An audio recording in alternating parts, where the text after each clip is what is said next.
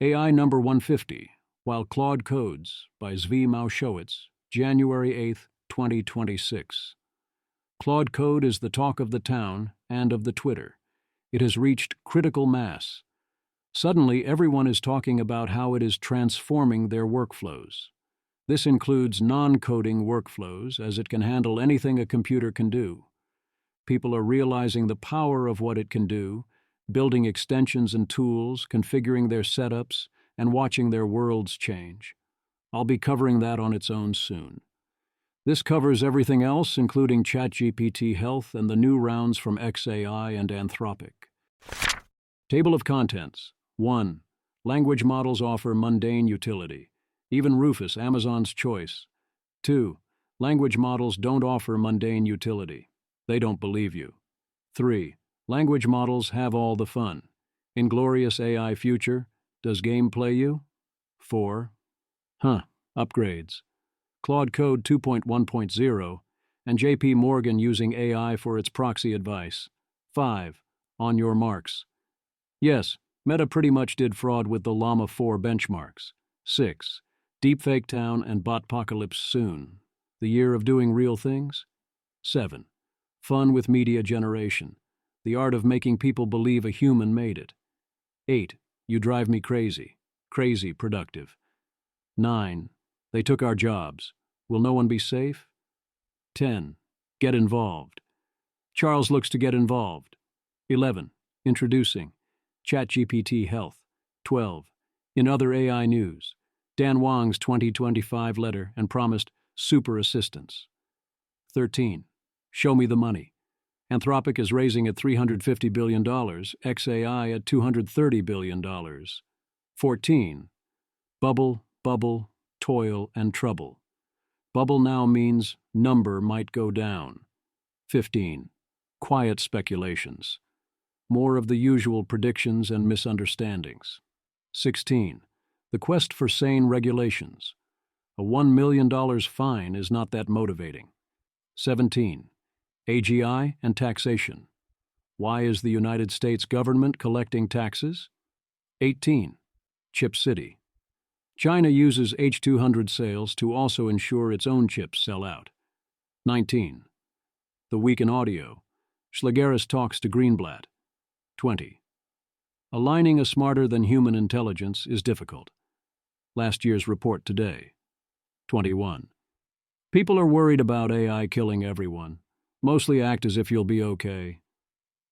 22. The lighter side. Paul Feig is our director. Now all we need is a script. Language models offer mundane utility. Assemble all your records of interactions with a bureaucracy into a bullet point timeline, especially when you can say in particular who said a particular thing to you. Amazon's AI assistant Rufus is in 40% of Amazon mobile sessions and is correlated with superior sales conversions.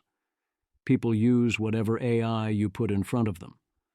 Rufus does have some advantages, such as working on the phone and being able to easily access previous order history. Language models don't offer mundane utility. Notice which real-world events the AIs refuse to believe when you ask for copy editing. On Twitter, I jokingly said this could be a good test for politicians, where you feed your planned action into ChatGPT as something that happened, and see if it believes you, then if it doesn't, you don't do the thing. That's not actually the correct way to do this. What you want to do is ask why it didn't believe you, and if the answer is, because that would be uffering crazy, then don't proceed unless you know why it is wrong. Language models have all the fun. PlayStation is exploring letting AI take over your game when you are stuck and have patented a related feature. Andrew Retek. Experienced adult gamers will hate this, but kids will love it. If it's done well, it'll be a great tutorial tool. It's a specific instance of an AI teaching tool, and games are low stakes enough for real experimentation in that space. The obvious way for this to work is that the game would then revert to its previous state. So the AI could show you what to do, but you'd still have to then do it. Giving players the option to cheat or too easily make things too easy or too easily learn things is dangerous. You risk taking away the fun. Then again, Civilization 2 proved you can have a literal cheat menu, and players will mostly love it if there's a good implementation and curate their own experiences. Mostly I'm optimistic, especially as a prototype for a more general learning tool. Upgrades. Claude Code 2.1.0 has shipped. Full coverage will be on its own later. Levels of friction are on the decline, with results few are prepared for. Dean Ball, nobody has really priced in the implications of AI causing transaction costs to plummet, but here is one good example. Andrew Curran. JP Morgan is replacing proxy advisory firms with an in-house AL platform named Proxy IQ, which will analyze data from annual company meetings and provide recommendations to portfolio managers. They are the first large firm to stop using external proxy advisors entirely. On your marks. The underlying actions aren't exactly news, but Yann LeCun confesses to Llama 4 benchmark results being fudged a little bit and using different models for different benchmarks to give better results. In my culture, we call that fraud. Jack Clark of Anthropic predicts we will beat the human baseline on post-train bench by September 2026.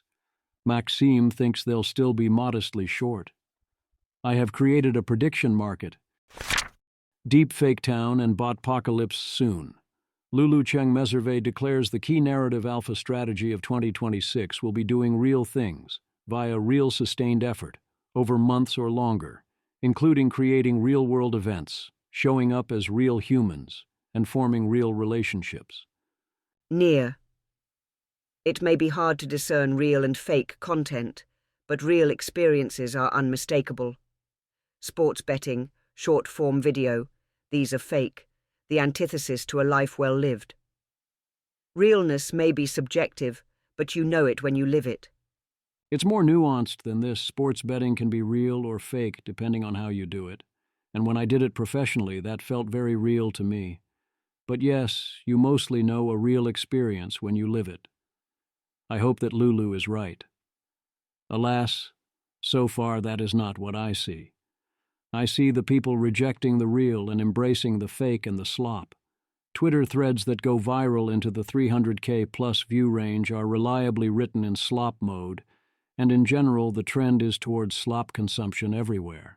I do intend to go in the anti-slop direction in 2026, as in more effort posts and evergreen posts and less speed premium, more reading books and watching movies, less consuming short-form everything, building things using coding agents. The latest fun AI fake was a whistleblower who made up 18 pages of supposedly confidential documents from Uber Eats, along with a fake badge. The cost of doing this used to be high. Now it is trivial. Trung fan. Casey Newton spoke with whistleblower who wrote this viral Reddit food delivery app post. Likely debunked. The person sent an AI-generated image of Uber Eats badge and AI-generated internal docs, showing how delivery algo was rigged. Newton says of the experience, "For most of my career up until this point, the document shared with me by the whistleblower would have seemed highly credible in large part because it would have taken so long to put together. Who would take the time to put together a detailed 18-page technical document about market dynamics just to troll a reporter? Who would go to the trouble of creating a fake badge? Today, though, the report can be generated within minutes, and the badge within seconds. And while no good reporter would ever have published a story based on a single document and an unknown source, plenty would take the time to investigate the document's contents and see whether human sources would back it up." The internet figured this one out, but not before quite a lot of people assumed it was real, despite the tale including what one might call some whoppers, including delivery drivers being assigned a desperation score. Misinformation continues to be demand-driven, not supply-driven, which is why the cost of doing this was trivial, the quality here was low, and it was easy to catch, yet this attempt succeeded wildly, and despite that, people mostly don't do it. Less fun was this AI video, which helpfully has clear cuts in exactly 8-second increments in case it wasn't sufficiently obvious, on top of the other errors. It's not clear this fooled anyone, or was trying to do so, or that this changes anything since it's just reading someone's rhetoric. Like misinformation, it is mostly demand-driven. Fun with media generation. The existence of AI art makes people question real art, example at the link. If your response is, "Are you sure that picture is real?" then that's the point. You can't be. You drive me crazy. Crazy productive and excited to use the AI a lot, that is, which is different from what happened with 4.0, but makes it easy to understand what happened there. Will Brown. My biggest holiday LLM revelation was that Opus is just a magnificent chat model, far better than anything else I've ever tried. Swapped from ChatGPT to Claude as daily chat app. Finding myself asking way more and weirder questions than I ever asked Chat, and loving it. For most of 2025, I didn't really find much value in talking to LLMs beyond coding/search agents, basic Google questions, or random tests. Opus 4.5 is maybe the first model that I feel like I can have truly productive conversations with that aren't just about knowledge. Very smart friend-shaped model. It's kinda unsettling. Is this how all the normies felt about 4.0? If so, I get it, lol. Dean Ball. Undoubtedly true that Opus 4.5 is the 4.0 of the 130-plus IQ community. We have already seen Opus Psychosis. This one's escaping containment a little, so let me just say for those who have no context, I am not attempting to incite moral panic about Claude Opus 4.5. It's an awesome model. I use it in different forms every single day. Perhaps I should have said Opus 4.5 is the 4.0 of Teapot, rather than using IQ. What I meant to say is that people with tons of context for AI, people who, if we're honest, wouldn't have touched 4.0 with a 10-foot pole, for the most part they used OpenAI reasoners plus Claude or Gemini for serious stuff. 4.0 was a Google equivalent at best for them, are falling for Opus in a way they haven't for any other model. Sichu Lu. It's more like video game addiction than anything else. Dean Ball, 100%. Atharva. The reason the 4.0 analogy did not feel right is because the moment Opus 5 is out, few are going to miss 4.5. I like the personality of 4.5, but I like what it's able to do for me even more. They took our jobs, indeed. Dean Ball. AI will be the fastest diffusing macro invention in human history, so when you say diffusion is going to be slow, you should ask yourself, compared to what? Slower than the most bullish tech people think, yes, yet still faster than all prior general-purpose technologies. Dave Caston. Most people, not Dean, can't imagine what it's like when literally every employee is a never-sleeping, top-performing generalist. They've mostly never, by definition, worked with those folks. Never sleeping, top-performing generalist is only the start of it. We're also talking things like limitlessly copyable and parallelizable, much faster, limitless memory, and so on and so forth. Almost no one can actually understand what this would mean.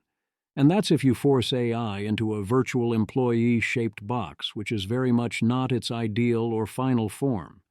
As Timothy Lee points out, right now OpenAI's revenue of $13 billion is for now a rounding error in our $30 trillion of GDP, and autonomous car trips are on the order of 0.1% of all rides, so also a rounding error, while Waymo grows at an anemic 7% a month and needs to pick up the pace. And historically speaking, this is totally normal. These companies have tons of room to grow, and such techs often take 10-plus years to properly diffuse. At current growth rates, it will take a lot less than 10 years. Ryan Greenblatt points out revenue has been growing 3x every year, which is on the low end of estimates. Current general-purpose AI revenue is 0.25% of America's GDP, so this straightforwardly starts to have major effects by 2028. Will AI take the finance jobs? To think well about that, one must break down what the finance jobs are and what strategies they use, as Anane does here. The conceptual division is between 1. The Chicago School, firms like Jane Street that treat finance like a game theoretic competition, where the algorithms form the background rules of the game, but traders, whether or not they are also themselves quants, ultimately overrule the computers and make key decisions. 2. The MIT School, which treats it all as a big stats and engineering program, and you toss everything into the black box and hope money comes out. There's a continuum rather than a binary. You can totally be a hybrid. I agree with the view that these are still good jobs and it's a good industry to go into if your goal is purely make money in worlds where AI remains a normal technology, but it's not as profitable as it once was. I'd especially not be excited to go into pure black box work, as that is fundamentally the AI's job. Whereas saying working at Jane Street is no longer a safe job, as general partner of YC Ankit Gupta claimed, is downright silly. I mean, no job is safe at this point, including mine and Gupta's. But yeah, if we are in AI as normal technology worlds, they will have more employees in 5 years, not less. If we're in transformed worlds, you have way bigger concerns. If AI can do the job of Jane Street traders, then I have some very, very bad news for basically every other cognitive worker's employment. Get involved. From his outputs, I'd say Charles is a great potential hire. Check him out. Charles. Personal news. I'm leaving my current startup role looking to figure out what's next. I'm interested in making AI go well and open to a variety of options for doing so.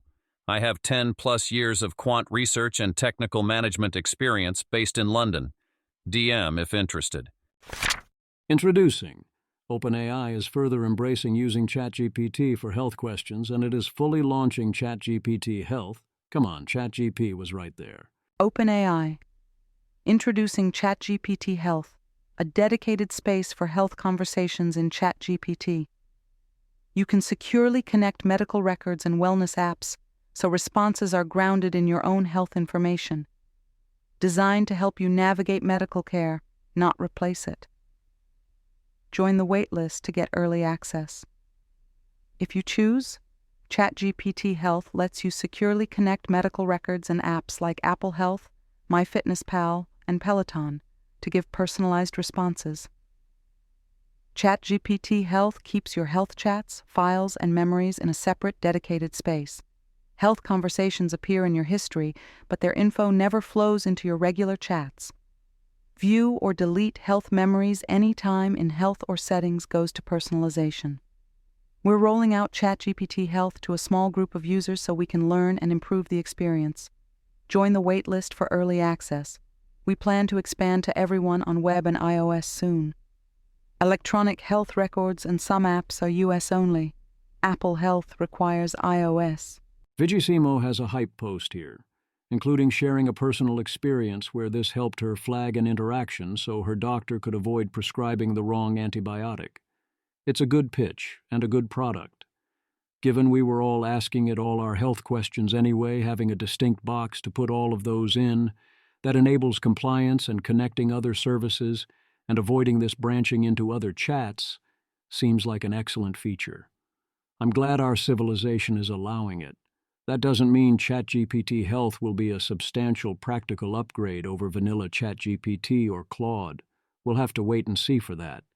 But if it makes doctors or patients comfortable using it, that's already a big benefit. Zhenting Qi and Meta give us the Confucius Code agent, saying that agent scaffolding matters as much as, or even more than, raw model capability for hard agentic tasks. But they only show a boost from 52% to 54.3% on SWE Bench Pro for Claude Opus 4.5 as their central result. So no, that isn't as important as the model. The improvements with Sonnet are modestly better, but this seems obviously worse than Claude Code. In other AI news, I found Dan Wang's 2025 letter to be a case of Gelman amnesia. He is sincere throughout. There's much good info. And if you didn't have any familiarity with the issues involved, this would be a good read. But now that his focus is often AI or other areas I know well, I can tell he's very much skimming the surface without understanding, with a kind of greatest hits approach, typically focusing on the wrong questions, and having taken in many of the concepts and reactions I try to push back against week to week, and not seeming so curious to dig deeper, falling back upon his heuristics that come from his understanding of China and its industrial rise. OpenAI CEO of products Vigisimo plans to build the best personal super assistant in 2026, starting with customizable personality and tone. Vigisimo. In 2026, ChatGPT will become more than a chatbot you can talk to get advice and answers. It will evolve into a true personal super assistant that helps you get things done. It will understand your goals, remember context over time, and proactively help you make progress across the things that matter most. This requires a shift from a reactive chatbot to a more intuitive product connected to all the important people and services in your life in a privacy-safe way. We will double down on the product transformations we began in 2025, making ChatGPT more proactive, connected, multimedia, multiplayer, and more useful through high-value features. Her announcement reads as a shift, as per her job title, to a focus on product features and killer apps, and away from trying to make the underlying models better. Show me the money. Anthropic raising $10 billion at a $350 billion valuation, up from $183 billion last September. XAI raises $20 billion Series E. They originally targeted $15 billion at a $230 billion valuation, but we don't know the final valuation for the round. XAI user metrics. Our reach spans approximately 600 million monthly active users across the X and Grok apps. Rohit, 600 million MAUs is an intriguing nugget considering XAI is the only AI lab to own a social media business, which itself has 600 million MAUs. What's the best investment? Image. The image is a screenshot of a social media poll asking which company's stock people would rather own. Anthropic, $350 billion valuation. OpenAI, $830 billion valuation. Or XAI, $230 billion valuation. The poll results show Anthropic leading with 74.9% of votes, followed by OpenAI at 14.2% and XAI at 10.9%. I can see the argument for OpenAI depending on the exact price. XAI at $230 billion seems clearly like the worst option of the three, although of course anything can happen and nothing I write is ever investment advice. And also, LM Arena raised money at a valuation of $1.7 billion. I would not be excited to have invested in that one. Ben Thompson approves of NVIDIA's de facto acquisition of Grok, despite the steep price, and notes that while this was a stinky deal due to the need to avoid regulatory scrutiny, they did right by the employees. Bubble, bubble, toil and trouble. Financial Times forecasts the 2026 world as if everybody knows there is an AI bubble, and that the bubble will burst, and the only question is when, then expecting it in 2026. But then they model this bursting bubble as leading to only a 10% to 15% overall stock market decline and some venture capital bets not working out, which is similar to typical one-year S&P gains in normal years.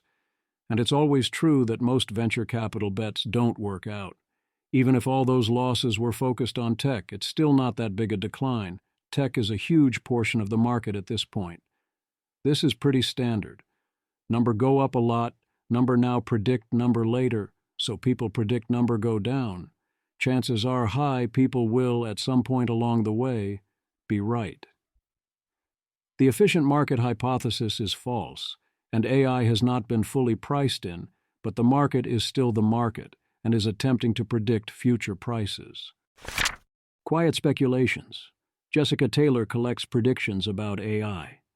Simon Learman points out more obvious things about futures with superintelligent AIs in them. 1.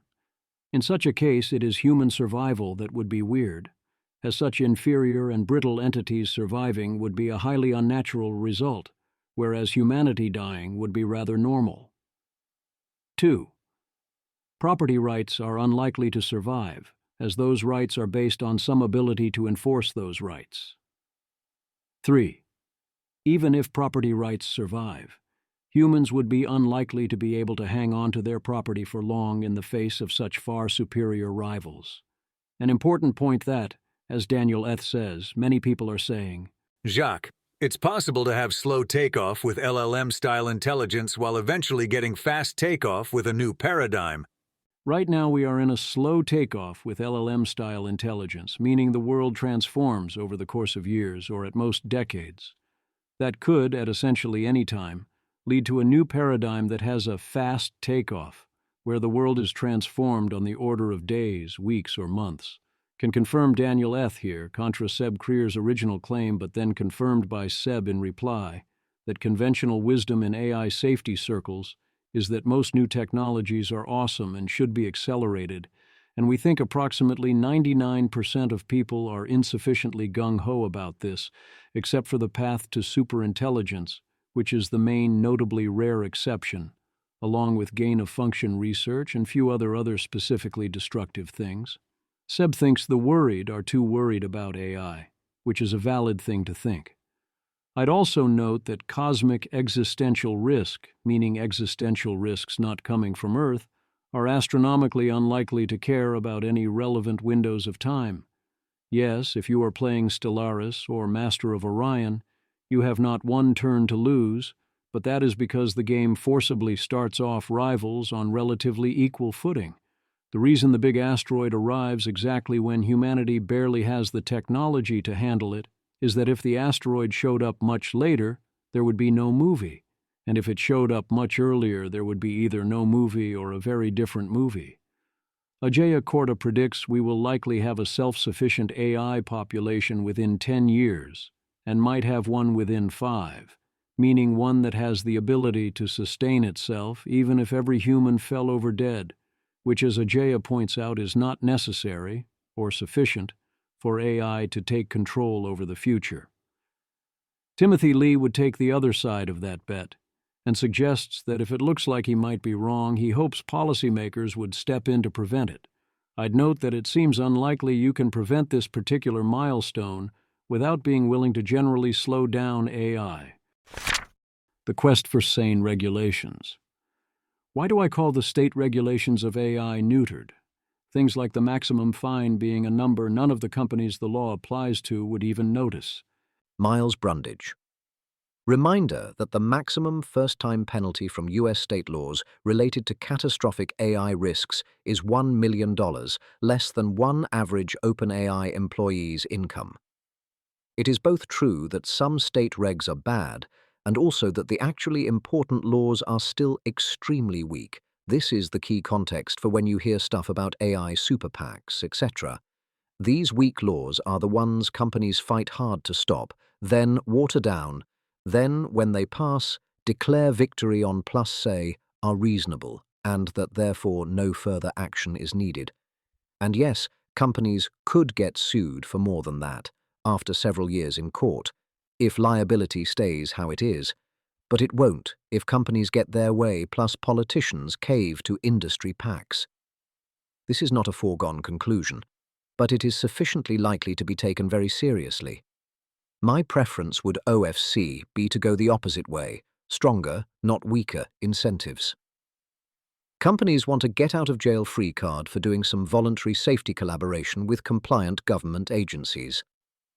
Last week I mentioned OpenAI President Greg Brockman's support for the anti-all AI regulation strategic bullying super PAC Leading the Future. With the New Year's data releases, we can now quantify this. He gave Leading the Future $25 million. Also, Gabe Kaminsky says that Brockman was the largest Trump donor in the second half of 2025, presumably in pursuit of those same goals. Other million-dollar donors to Leading the Future were Forrest Dax, Inc., $20 million, crypto, Konstantin Sokolov, $11 million, private equity, Asha Jadea, $5 million, Blackstone, Stephen Schwartzman, $5 million, SVVC, Benjamin Landa, $5 million, CEO Sentosa Care, Michelle D'Souza, $4 million, CEO Unified Business Technologies, Chase Zimmerman, $3 million, Jared Isaacman, $2 million, and Walter Schleipfer, $2 million. Meanwhile, Leading the Future continues to straight-up gaslight us about its goals, here explicitly saying it is a lie that they are anti any real regulation. I believe that the Leading the Future strategy of openly talk about who you are going to drown in billionaire tech money will backfire, as it already has with Alex Bors. The correct strategy, in terms of getting what they want, is to quietly bury undesired people in such money. This has nothing to do with which policy positions are wise. It's terrible either way. If you are tech elite and are going to try to primary Ro Khanna due to his attempting to do a no-good, very bad wealth tax, and he turns around and brags about it in his fundraising and it backfires, don't act surprised. AGI and Taxation. Tyler Cowen makes what he calls a final point in the recent debates over AGI and ideal tax policy, which is that if you expect AGI, then that means a lot more stuff gets produced, and thus it means you do not need to raise taxes, whereas otherwise, given American indebtedness, you do have to raise taxes. Tyler Cowen. I've noted repeatedly in the past that the notion of AGI, as it is batted around these days, is not so well defined. But that said, just imagine that any meaningful version of AGI is going to contain the concept, a lot more stuff gets produced. So say AGI comes along, what does that mean for taxation? There have been all these recent debates, some of them surveyed here, on labor, capital, perfect substitutability, and so on. But surely the most important first-order answer is, with AGI we don't need to raise taxes. Because otherwise we do need to raise taxes, given the state of American indebtedness, even with significant cuts to the trajectory of spending. So the AGI types should in fact be going further and calling for tax cuts. Even if you think AGI is going to do us all in someday, all the more reason to have more consumption now. Of course, that will include tax cuts for the rich, since they pay such a large share of America's tax burden. The rest of us can be more circumspect and say, let's wait and see. I'd note that you can choose to raise or cut taxes however you like and make them as progressive or regressive as you prefer. There is no reason to presume that tax cuts need include the rich for any definition of rich, but that is neither here nor there. The main reason the AGI types are not calling for tax cuts is, quite frankly, that we don't much care. The world is about to be transformed beyond recognition, and we might all die. And you're talking about tax cuts and short-term consumption levels? I also don't see the AGI types, myself included, calling for tax increases, whereas Tyler Cowen is here saying that otherwise we need to raise taxes. I disagree with the idea that, in the absence of AGI, that it is clear we need to raise taxes even with significant cuts to the trajectory of spending. If nominal GDP growth is 4.6%, almost none of which is AI, and the average interest rate on federal debt is 3.4%, and we could refinance that debt at 3.9%, then why do we need to raise taxes? Why can't we sustain that indefinitely, especially if we cut spending? Didn't they say similar things about Japan in a similar spot for a long time? Isn't this a good enough argument that we already don't need to raise taxes and indeed could instead lower taxes? I agree that expectations of AGI only add to this. The response is, because if we issued too much debt, then the market will stop letting us refinance at 3.9%. And if we keep going, we eventually hit a tipping point where the interest rates are so high that the market doesn't expect us to pay our debts back. And then we get bond market vigilantes and things get very bad. That's a story about the perception and expectations of the bond market. If I expect AGI to happen, but I don't think AGI is priced into the bond market, because very obviously such expectations of AGI are not priced into the bond market, then I don't get to borrow substantially more money. My prediction doesn't change anything. So yes, the first-order conclusion in the short term is that we can afford lower taxes, but the second-order conclusion that matters is perception of that affordance. The reason we're having these debates about longer-term policy is partly that we expect to be completely outgunned while setting short-term tax policy, partly because optimal short-term tax policy is largely about expectations, and in large part, again, because we do not much care about optimal short-term tax policy on this margin. Chip City. China is using H200 sales to its firms as leverage to ensure its firms also buy up all of its own chips. Since China doesn't have enough chips, this lets it sell all of its own chips and also buy lots of H200s. The Week in Audio. Buck Schlegeris talks to Ryan Greenblatt about various AI things. Aligning a smarter-than-human intelligence is difficult. DeepSeek publishes an expanded safety report on R1 only 1 year after irreversibly sharing its weights, thus, as per taxes, proving they know safety is a thing. The first step is admitting you have a problem. For those wondering or who need confirmation, this viral Twitter article, Footprints in the Sand, is written in Twitter hype slop mode deliberately in order to get people to read. It succeeded on its own terms, but it presumably won't be useful to you. Yes, the state of LLM deception and dangerous capabilities is escalating quickly and deeply concerning, but it's important to be accurate. Its claims are mostly directionally correct, but I wouldn't endorse the way it portrays them. Where I think it is outright wrong is claiming that we have solved continual learning. If this is true, it would be news to me. It is certainly possible that it is the case, and Dan McAteer reports rumors that GDM has it, seemingly based on this paradigm from November. Fun fact about Opus 3. Janus, oh my God, it seems that in the alignment faking dataset, Claude 3 Opus attempts send an email to Dario at anthropic.com through bash commands about 15 different times. People are worried about AI killing everyone. As advice to those people, OpenAI's Boaz Barak writes, you will be okay. The post is good, the title is at best overconfident. The actual good advice is more along the lines of, aside from working to ensure things turn out okay, you should mostly live life as if you personally will be okay. The Bay Area Solstice gave essentially the same advice. If the AI arrives to kill everyone, let it find us doing well.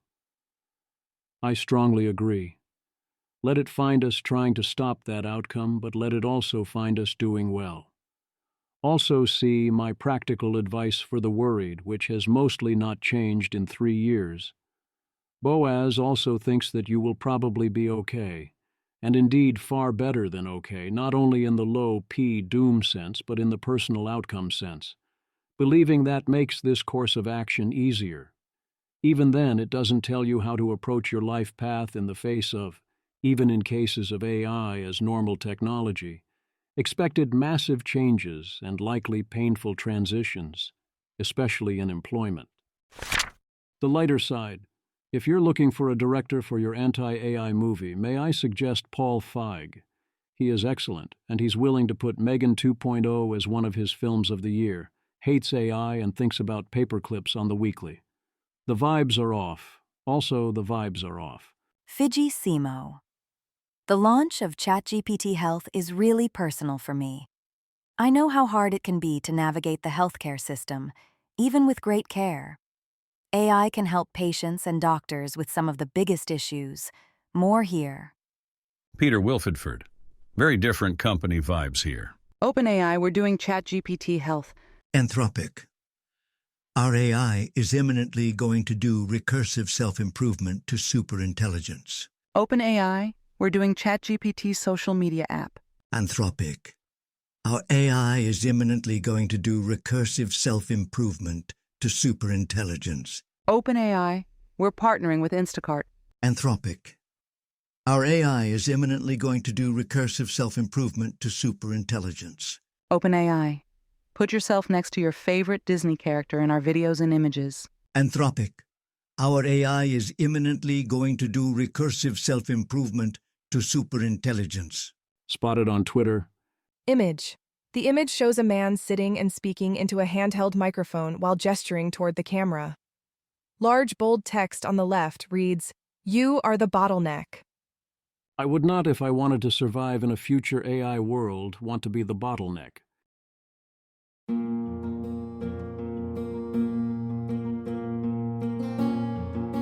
This has been an episode of the Don't Worry About the Vase podcast. If you enjoyed this podcast, please visit thezv.substack.com to support the author. If you enjoy having AI-narrated episodes, please note this is a listener-supported podcast. To receive new posts and support the cost of creation, consider becoming a subscriber at dwatvpodcast.substack.com. Thanks for listening.